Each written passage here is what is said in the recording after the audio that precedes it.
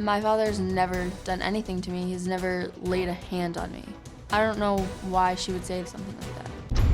One of the weirdest things about Amanda's behavior during the trial to me was that the first time she got on the witness stand to tell her story about the alleged sexual abuse, she had no emotion. There were no tears. The way Amanda was behaving was very strange to me. When I heard the guilty verdict, that day was one of the toughest days in my life. I felt like I was losing my dad for the rest of my life. I didn't know what to do. I just tried to stand there and be strong for my mom and my sister Allie and just support him the best I could. Since my dad is in prison, I will miss out on the things that a girl should not miss out on. He will not be able to walk me down the aisle. He will not be able to take me to prom. This is one of the hardest things I've ever had to deal with in my whole entire life. I don't understand what's going through Amanda's head. What she is doing is tearing my family apart. I will never have a relationship with Amanda again. She will never be a part of my family again. She is not my sister. Well, Amanda's husband, Gabe, joins us, as well as Amanda's younger sister, Allison, and her brother, Joe. I appreciate all of y'all joining us, and I hate this for you guys to be in this situation with your family going through this. It's difficult, I know. You know, I would ask the two of you the same thing I asked your mother.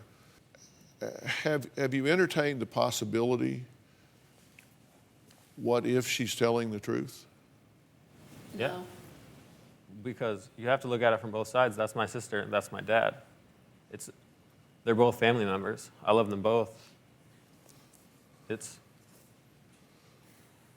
When something like this happens in your life, you have to look at it from both sides. I tried to be there for both of them. You weren't, though. I did. You had chosen your side from the beginning. No. He tried to be in the beginning, he did.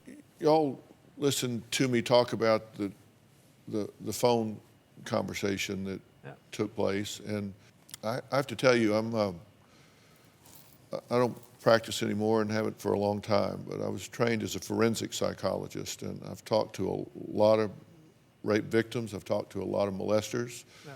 I've talked to a lot of rapists. I've been on both sides evaluating these things, and that phone conversation is very, very troubling.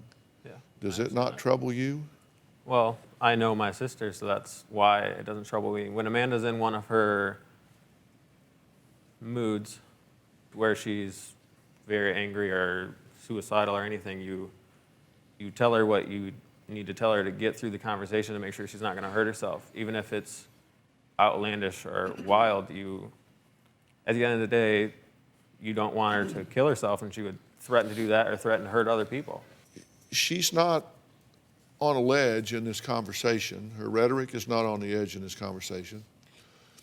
And I have to tell you, if I've been accused of molestation by her when she was 11, then I've been accused of her again when she's 18, and now I'm on the phone with her, and she's saying, no more sex, no more nothing.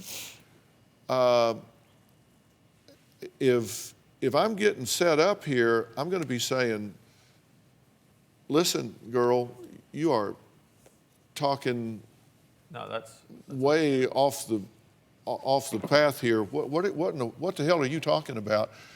I'm not going to be saying, yeah, right.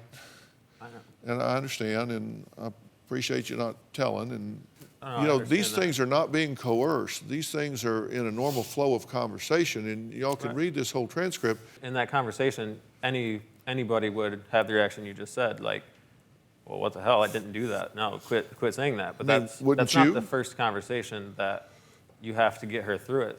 I was never irrational. I was talking very calmly through the whole entire conversation. I wasn't suicidal. I wasn't angry. I wasn't yelling.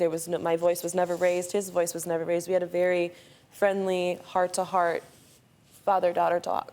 We said we love each other. It ended on a very positive note. Do you have a story or a question for me? Click the link in the description and tell me what in the world is going on.